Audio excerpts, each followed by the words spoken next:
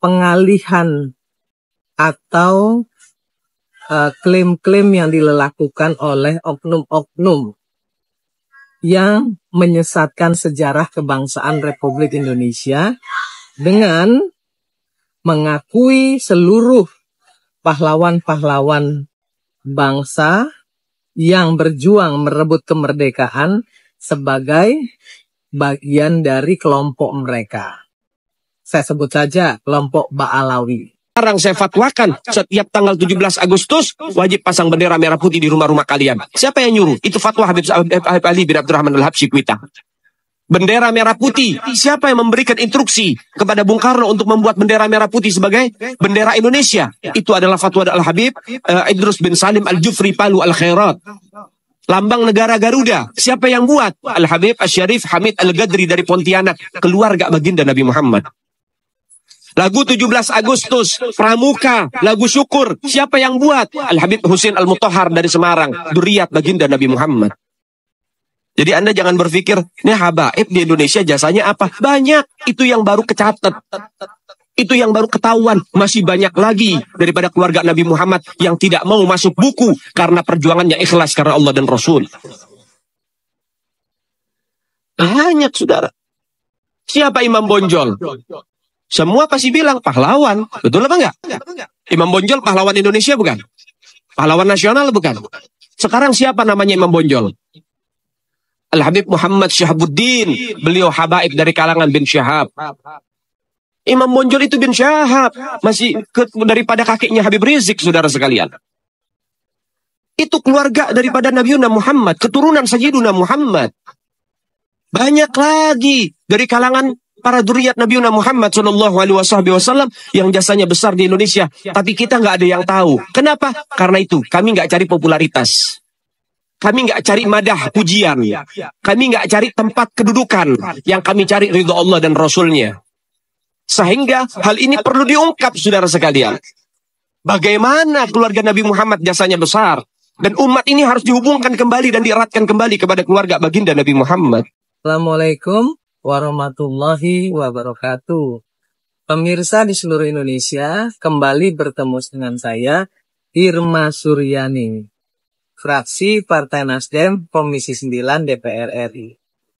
Pemirsa, terus terang, kali ini saya akan memperbincangkan terkait dengan pengalihan atau klaim-klaim yang dilakukan oleh oknum-oknum yang menyesatkan sejarah kebangsaan Republik Indonesia dengan mengakui seluruh pahlawan-pahlawan bangsa yang berjuang merebut kemerdekaan sebagai bagian dari kelompok mereka. Saya sebut saja kelompok Ba'alawi.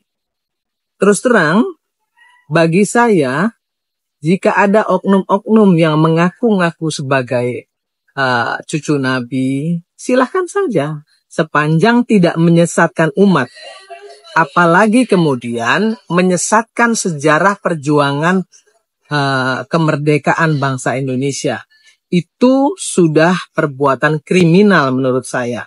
Karena itu menyesatkan seluruh perjuangan rakyat Indonesia dari Sabang sampai Pulau Rote. Menghina pahlawan-pahlawan pribumi, pahlawan-pahlawan bangsa kita.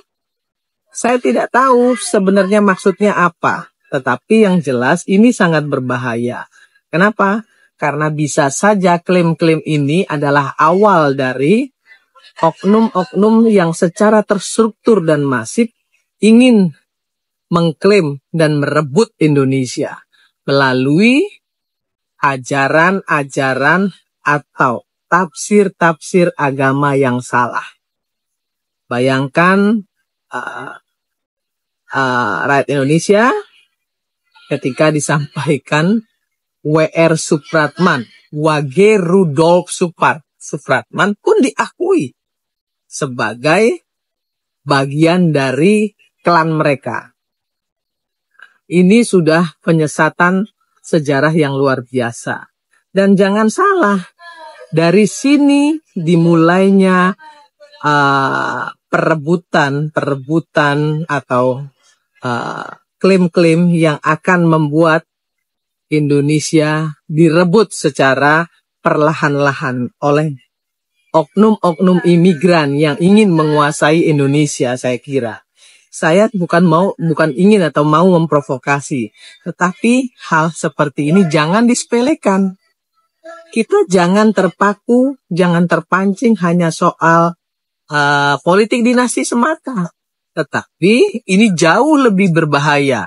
Klaim-klaim penyesatan sejarah perjuangan bangsa ini lebih berbahaya dari sekedar politik dinasti. Kenapa saya sampaikan seperti ini? Karena ini adalah cikal bakal untuk mengarabkan atau membaalawikan Indonesia dari sistem Pancasila ke sistem khilafah.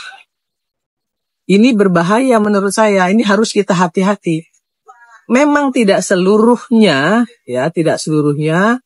ustadz-ustadz dari keturunan Arab itu tidak baik. Banyak yang baik, tapi hati-hati dengan oknum-oknum yang secara sistematis ingin merusak dan memutarbalikkan fakta sejarah. Kita tidak boleh juga menafikan ustadz-ustadz dari keturunan Arab yang baik, yang benar, dan syiar memang untuk kepentingan umat.